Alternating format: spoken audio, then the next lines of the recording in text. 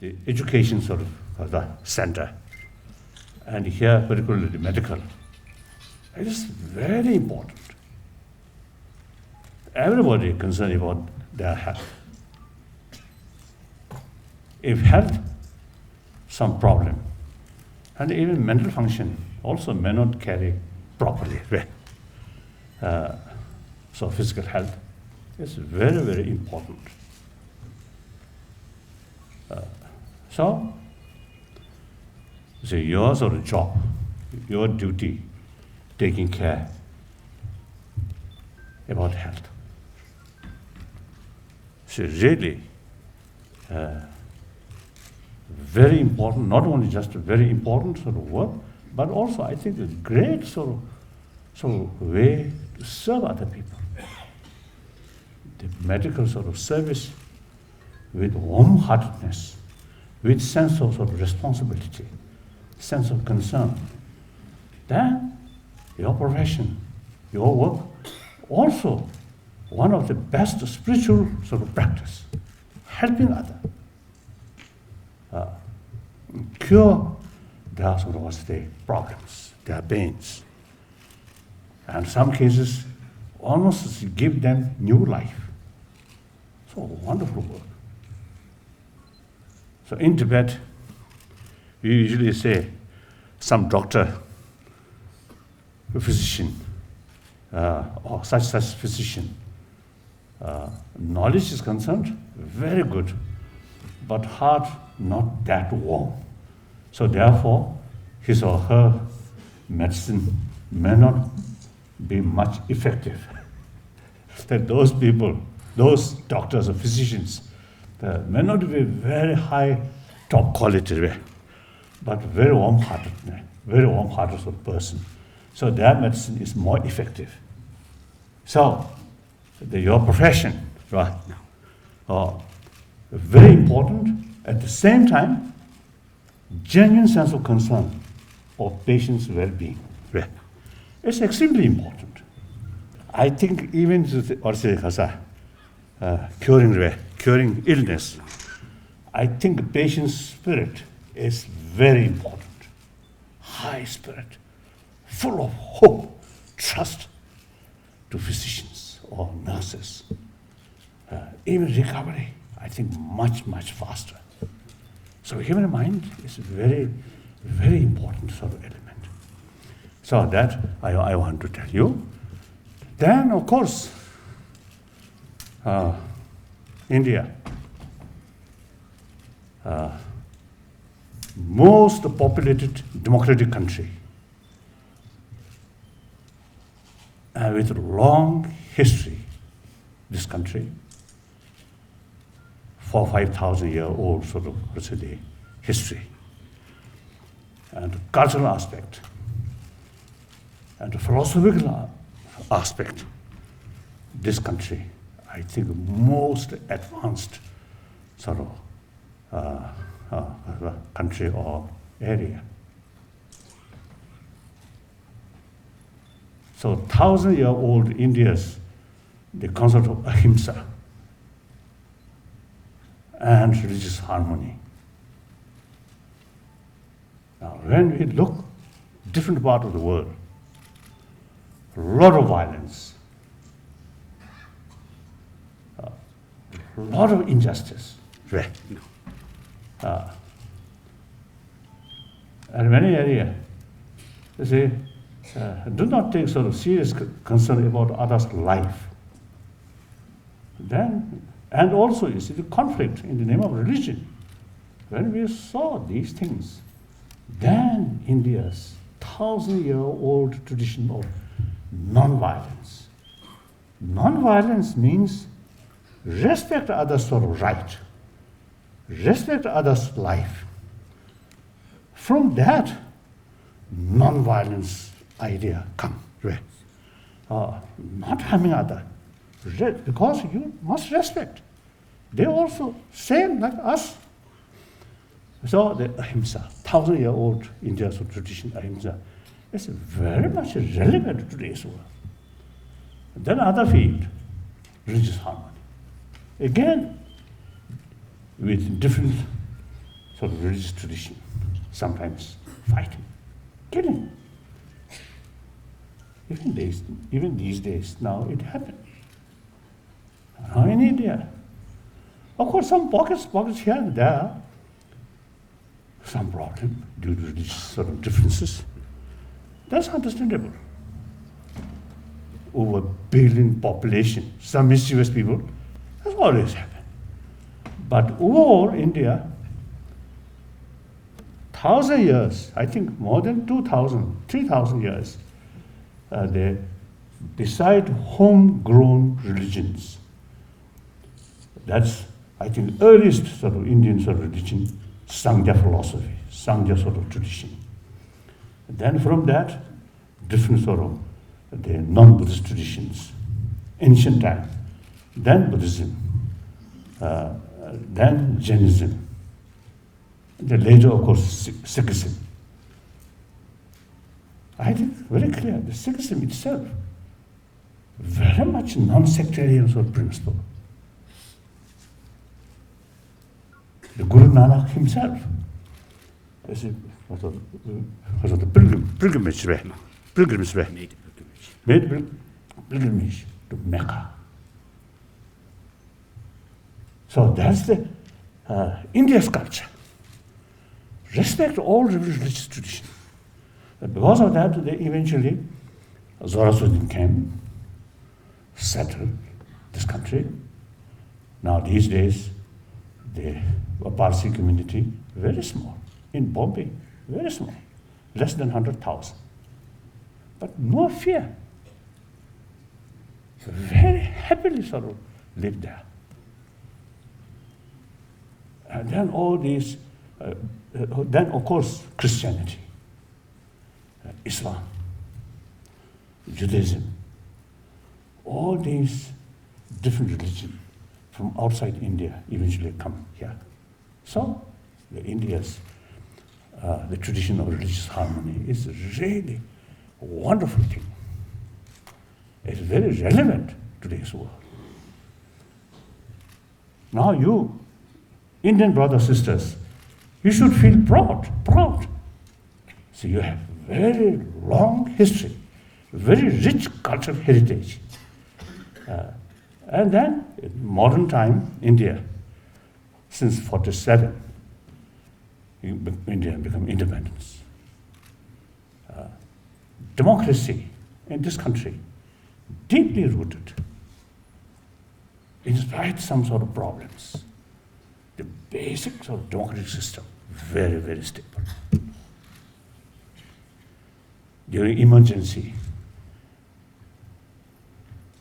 during Indira Gandhi, some people visited, at that time visited a little sort of anxiety. But after election, and transfer, because they changed the government very smoothly. Maharaj come, no problem. Very, very smooth. That's the sign of democracy, deeply rooted in this country. Compare neighboring state. Very stable. So you should feel proud. Meantime, in technological field, modern, I think the British imperialists introduced education. I think the modern education, I think quite good. That's a good thing. On that basis or that ground, the Indian sort of knowledge in science, knowledge, in sort of technology, is quite sort of high.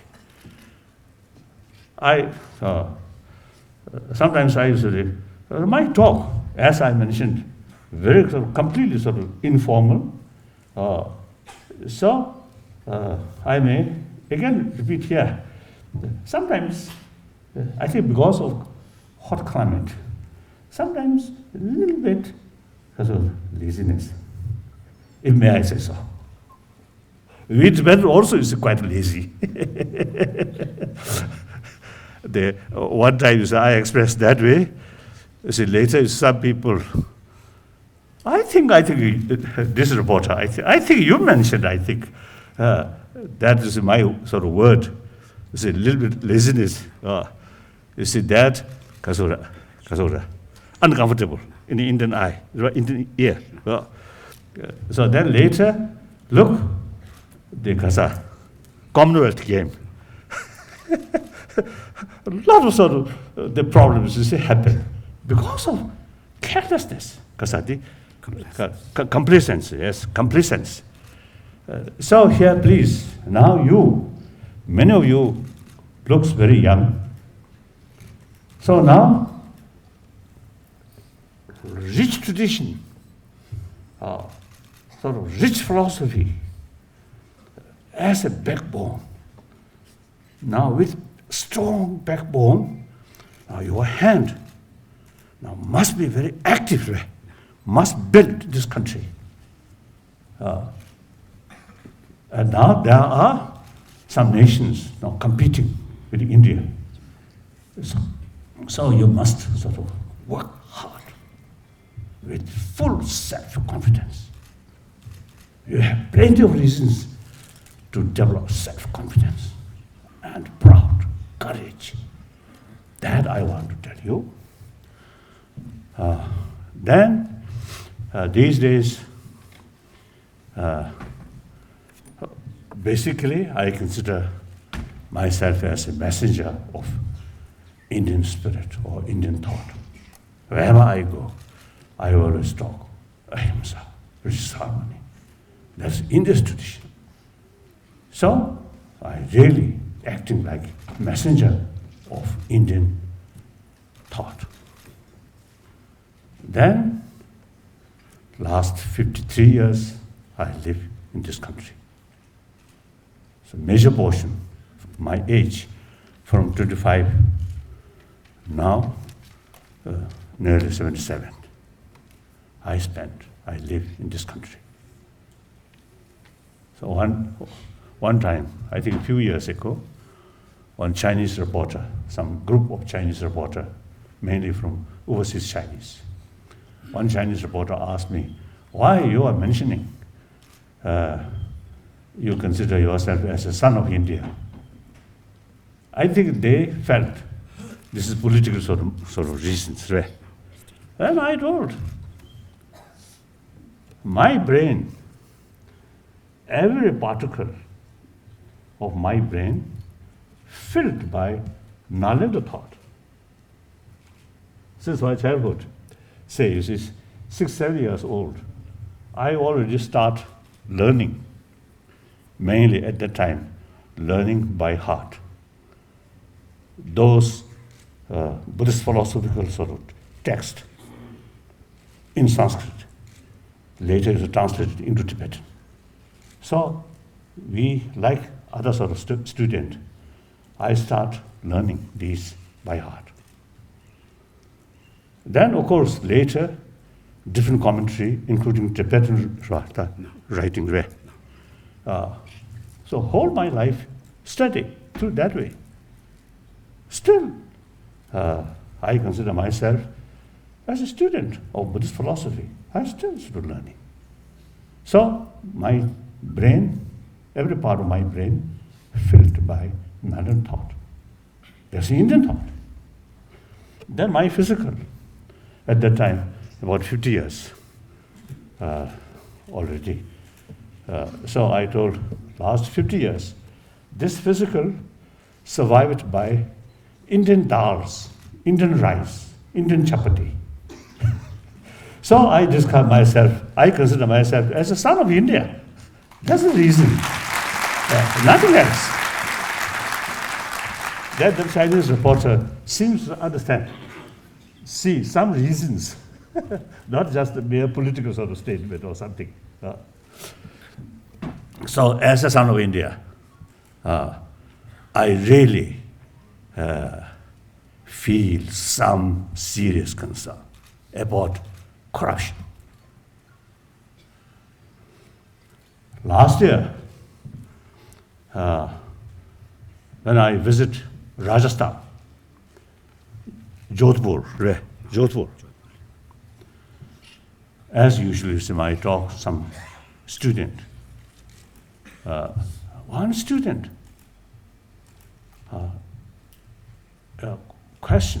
put one question to me. He's still studying. Later, when his real life starts, unless follow corruption,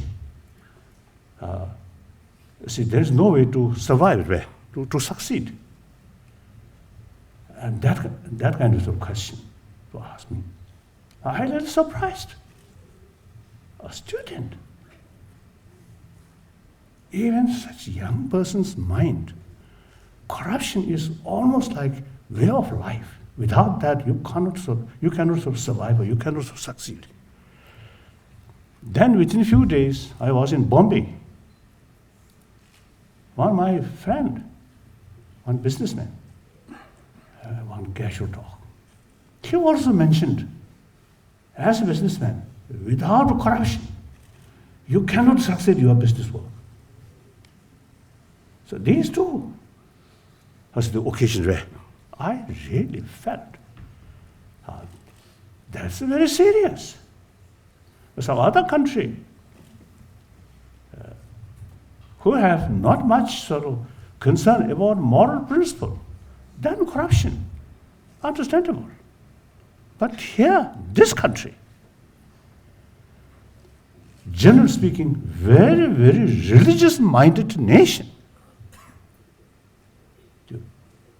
I think every Indian worship Shivaji, Krishna, and Ganesh, or Saraswati, so on, and Buddha. Sometimes I teasing my Indian friend, say they in the front of some god statue, some incense and some flower, and recite some shloka, Sanskrit shloka, but without knowing the meaning. But that's the tradition. Every Indian family, I think, do that, some kind of puja. So if you really believe God, really believe Buddha or Shivaji, you must follow their path or their guidance. I think no God, no goddess, no Bodhisattva say, you should lead,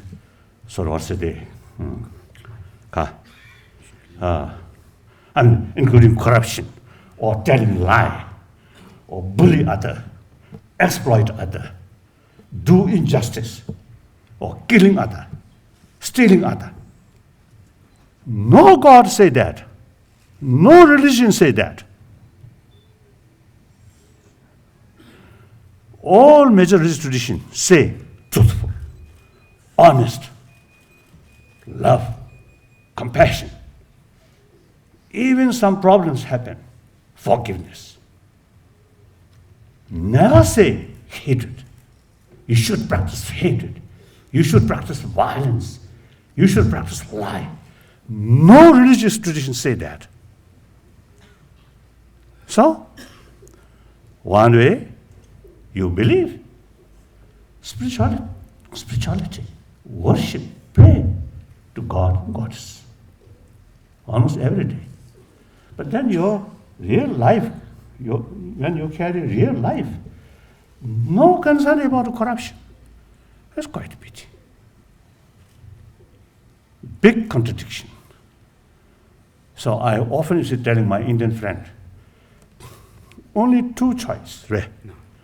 Either accept religion, accept God, worship God, pray to God, lead your life honest, truthful, compassionate. Or worship money, forget God, worship money, and all sorts of dirty things carry without hesitation. Only two choices. If you worship money and lead sort of corrupted life, when you get older and older, you really feel great regret. And your name also may not be a nice name. In your friends or your neighbors, such person, corrupted person, very bad person. When I think that person die, I think everybody feel happy. Now that person now no longer here. Very good. Just a few days ago, I met one Cuban, one refugee from Cuba, I think 59 or something like that. So very religious-minded. So he told me, he always pray to God, please bring these sort of dictators in his country, please bring to heaven as soon as possible. It looks nice, isn't it? He dislikes dictators. But at the same time, you should respect their own sort of good future. So pray to God, please bring to heaven. I think very nice. So in any way,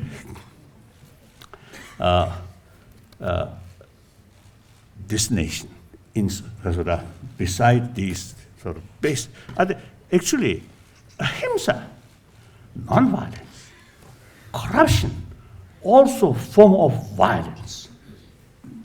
You truly believe ahimsa, then your life should be honest, should be truthful. So, if you carry this honest life, truthful life, your work can be transparent. That brings respect, trust from your community, from concerned people. Then you get genuinely trusted friend comes. If you carry some hypocritical way, something hide, telling something different, a hypocritical way, and corruptions, then the very basis of friendship, that's trust, that destroys. So the individual will not be a happy person. More honest way life, whole your life will be much happier, full of self-confidence, no basis of, no ground of fear. All the time, your mind calm, happy. So now here, the preventive summary. Preventive, just a book. Okay? Preventive and social medicine. Preventive. I think even for physical health, one very important, effective sort of way prevent illness or getting age way. Aging way. Aging way. What's it? I think aging. Huh? I think calm mind. Calm mind very much based on warm-heartedness. So that mental state really important sort of method for preventive illness. Even some problems there, with full of sort of self-confidence, calm mind, recover very fast. That much, my own experience, I can tell you like that. So, healthy body, healthy mind. These always go together. Just taking care of your body, taking medicine, with full of anxiety, full of anger, full of suspicion in your mind, very difficult. So you, although you're directly concerned about physical health, but meantime, as I mentioned earlier, when you sort of cause the treatment, the patient, you can practice warm-heartedness. And they also, you see, there's possibility, the patient who spend more time more longer period in hospital, they may also gain some experience, the value of warm-heartedness. So that much I want to tell you. So with these India sort of basic sort of kasoda strength or sound sort of kasoda, or sound sort of values, then hard work or catching the modernity in every field. So India can be, I think, ancient time, I think Buddhism started this country, reached almost the whole Asia.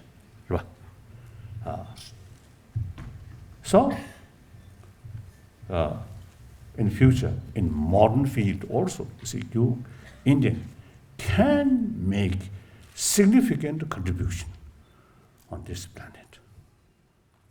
So that I want to tell you.